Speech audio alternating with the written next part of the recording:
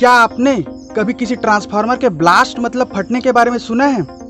क्या आप जानते हैं किसी ट्रांसफार्मर का अचानक से एक्सप्लोड हो जाना कितना खतरनाक हो सकता है? यदि कोई ट्रांसफार्मर अचानक से एक्सप्लोड हो गया, उसी दौरान यदि कोई व्यक्ति वहां पर उपस्थित हो तो उसके साथ क्या होगा? चलिए आज हम आपको 33 to 11 किलोवोल्ट एक सबस्टेशन में लेकर चलेंगे जहां का करंट ट्रांसफार्मर अचानक से एक्सप्लोड हो गया। आज इस वीडियो में हम आपको करंट ट्रांसफार्मर का अचानक से रनिंग कंडीशन में होने के दौरान क्यों एक्सप्लोड हो जाता है इसके बारे में बताएंगे।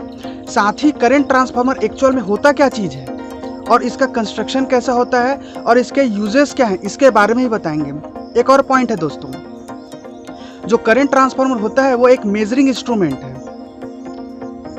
इसका यूज मेजरमेंट पर्पस के लिए किया जाता है। इसका यूज एनर्जी मीटर में भी करते हैं। तो कुछ इलेक्ट्रिसिटी कंज्यूमर करंट ट्रांसफार्मर में कुछ छेड़खानी करके विद्युत की चोरी करते हैं। यह फ्रॉड है, यह गलत है, ऐसा करना बिल्कुल गलत है, लेकिन पता होना चाहिए कि आखिर इसको कैसे करते हैं। तो इस वीडियो में हम ओवरऑल इस बारे में पूरा डील करेंगे।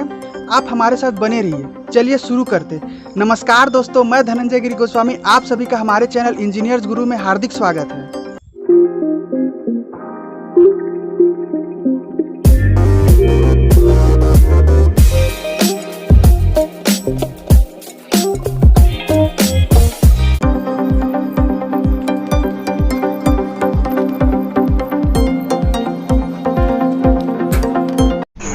ये एक करंट ट्रांसफार्मर है जैसा कि आप देख पा रहे हैं, जो कि पावर ट्रांसफार्मर के आउटपुट साइड में कनेक्टेड था, जो आज अचानक एक्सप्लोड हो गया। एक्सप्लोड के बाद इसका जो ऑयल है आप देख पा रहे हैं बहुत दूर तक फैला। यदि ब्लास्ट के दौरान कोई व्यक्ति यहाँ पर उपस्थित रहता तो आप समझ सकते हैं उसके साथ क्या हो सकता था, क्योंकि ये जो ऑयल है एकदम हीटेड फॉर्म में था। खैर सब स्टेशन के जो जूनियर इंजीनियर साहब जी हैं वे इनकी इंस्पेक्शन कर लिए हैं, अब इसे चेंज कर दिया जाएगा। जैसा कि आप सभी ने ये देखा कि एक करंट ट्रांसफार्मर है जो पावर ट्रांसफार्मर के आउटपुट साइड में कनेक्टेड था, ये अचानक एक्सप्लोड हो गया। ये current transformer oil field current transformer था जो कुछ फॉल्ट के कारण अचानक से एक्सप्लोड हो गया। जब हम फील्ड में जाकर देखे तब हमें पता चला कि ये करंट ट्रांसफार्मर का जो सेकेंडरी साइड था वो कुछ फॉल्ट की वजह से कट गया था, जिसके कारण जो करंट ट्रांसफार्मर का जो सेकेंडरी साइड है वो ओपन सर्किटेड हो गया और करंट ट्रांसफार्मर ब्लास्ट हो गया। दोस्तों, ये जो करंट ट्रांसफार्मर का जो ब्लास्ट था वो बहुत ही खतरनाक था। चूँकि ये ऑयल फील्ड करंट ट्रांसफार्मर था तो ब्लास्ट के बाद इसका जो ऑयल का जो फैला हुआ था वो बहुत ही दूर तक फैला हुआ था। यदि कोई व्यक्ति इसके ब्लास्ट के दौरान यदि वहां पर उपस्थित होता तो उस व्यक्ति के साथ बहुत बड़ी दुर्घटना हो सकती थी, शायद उसकी डेथ भी हो सकता। चलिए करंट ट्रांसफार्मर के ब्लास्ट के बारे में समझ लेते कि आखिर क्यों रनिंग कंडीशन में होने के दौरान अचानक से क्यों वो ब्लास्ट हो जाता है। तो करंट ट्रांसफार्मर के ब्लास्ट को समझने से पहले करंट ट्रांसफार्मर को समझना जरूरी है। एक्चुअल में करंट ट्रांसफार्मर होता क्या चीज़ है? जो करंट ट्रांसफार्मर होता है वो नॉर्मल ट्रांसफार्मर की तरह ही होता है। उसमें भी एक कोर होता है, प्राइमरी और सेकेंडरी वाइंडिंग होती है, उसके अंदर जो टैंक होता है उसमें ऑयल फील्ड होता है। जो आप जानते हो दोस्तों कि जो ऑयल होता है वो ट्रांसफार्मर में इंसुलेशन की तरह बिहेव करता है और साथ ही कूलिंग पर्पस के लिए भी यूज़ किया जाता है। तो करंट ट्रांसफार्मर और नॉर्मल ट्रांसफार्मर में जो डिफरेंस है वो कुछ ज़्यादा डिफरेंस नहीं होता, केवल ट्रांसफॉर्मेशन रेशियो का डिफरेंस होता है। जो करंट ट्रांसफार्मर होता है उसका जो ट्रांसफॉर्मेशन रेशियो 1000 to 5 एम्पियर होता है। मतलब जो करंट ट्रांसफार्मर होता है उसका जो प्राइमरी साइड है वो 1000 एम्पियर और जो सेकेंडरी साइड है वो 5 एम्पियर। यदि हम करंट ट्रांसफार्मर को नॉर्मल ट्रांसफार्मर से कंपेरिजन करें तो जो करंट ट्रांसफार्मर होता है वो स्टेप अप ट्रांसफार्मर होता है। मतलब जो वोल्टेज है उसको स्टेप अप करता है और जो करंट है उसको स्टेप डाउन करता है। जैसा कि ये जो करंट ट्रांसफार्मर है ये पावर ट्रांसफार्मर के आउटपुट साइड में कनेक्टेड था और ये सब स्टेशन 33 to 11 किलोवोल्ट का सब स्टेशन है। मतलब आउटपुट साइड में 11 किलोवोल्ट मतलब 11,000 वोल्ट वोल्टेज आउटपुट साइड में है। मतलब जो करंट ट्रांसफार्मर है उसके प्राइमरी साइड में 11,000 वोल्ट।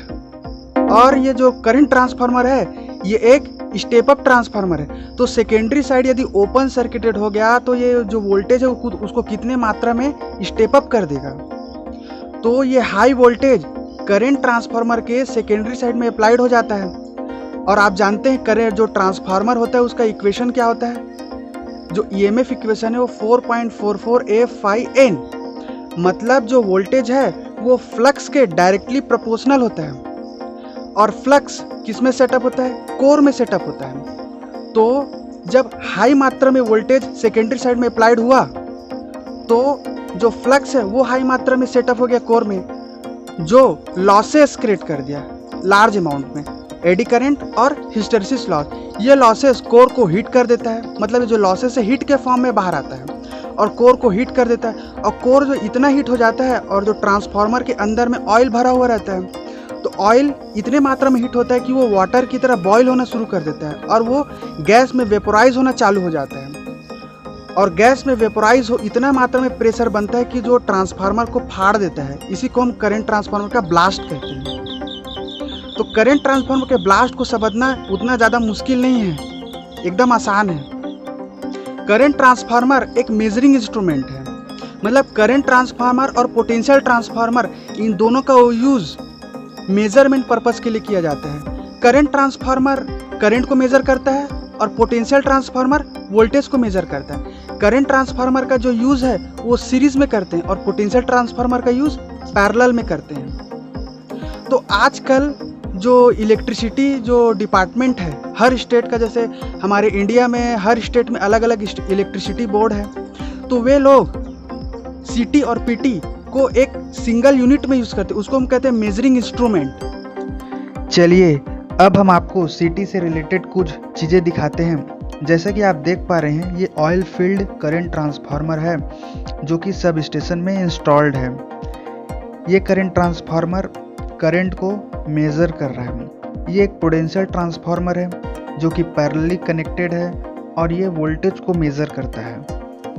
ये भी एक सीटी का ही प्रकार है जिसका यूज़ जनरली हम करते हैं और इसे एनर्जी मीटर में आसानी के साथ देखा जा सकता है। इस करंट ट्रांसफार्मर के बीच से लाइव कंडक्टर, मतलब जिसमें करंट फ्लो हो रहा है, वो गुजरता है जो इस ट्रांसफार्मर के लिए प्राइमरी वाइंडिंग की तरह काम करता है। इस पिक्चर में आप देख पा रहे हैं एक करंट ट्रांसफार्मर है, उसके बीच से एक लाइव कंडक्टर गुजरा हुआ है जिसमें मेन करंट फ्लो हो रहा है। तो जो सर्कुलर जो दिखाई पड़ रहा है वो करंट ट्रांसफार्मर का कोर है, उसमें सेकेंडरी वाइंडिंग वाउंड है। इस तरह से जो करंट ट्रांसफार्मर है जो उसमें प्राइमरी वाइंडिंग में देखा जाए तो नंबर ऑफ टर्न्स जो है कम है और सेकेंडरी जो वाइंडिंग है उसमें नंबर ऑफ टर्न्स ज़्यादा है। इस प्रकार ये जो ट्रांसफार्मर हुआ वो स्टेप अप ट्रांसफार्मर है। ये था करंट ट्रांसफार्मर के बारे में। अब बात कर लेते हैं कि कैसे कुछ इलेक्ट्रिसिटी कंज्यूमर बिजली की चोरी करते हैं। तो कुछ इलेक्ट्रिसिटी कंज्यूमर जो हाई लोड चलाते हैं तथा जो एजुकेटेड होते हैं, मतलब इन सब चीज़ों के बारे में जानते हैं, वे करंट ट्रांसफार्मर के साथ छेड़खानी करके विद्युत की चोरी करते हैं। जैसे किसी फेस के करंट ट्रांसफार्मर को शॉर्ट कर देते हैं जिससे उस फेस का जो अमीटर है वो डिस्कनेक्ट हो जाता है और उस फेस का जो रीडिंग मीटर में शो नहीं होता। मतलब जो करंट ट्रांसफार्मर का जो सेकेंडरी वाइंडिंग है उसको शॉर्ट कर देते हैं वे लोग, तो उससे जो कनेक्टेड डिवाइस है वो डिस्कनेक्ट हो जाता है। तो दोस्तों ऐसा करना बिल्कुल गलत है। यदि कोई इलेक्ट्रिसिटी कंज्यूमर ऐसा करता हुआ पकड़ाया जाता है तो उसको जेल भी हो सकती है तथा उसको पेनाल्टी भी लग सकता है। दोस्तों मैं ट्रांसफार्मर से संबंधित और भी वीडियोस बनाऊंगा जिसमें आप ट्रांसफार्मर को थ्योरेटिकल कंसेप्ट के साथ प्रैक्टिकल वे में समझेंगे।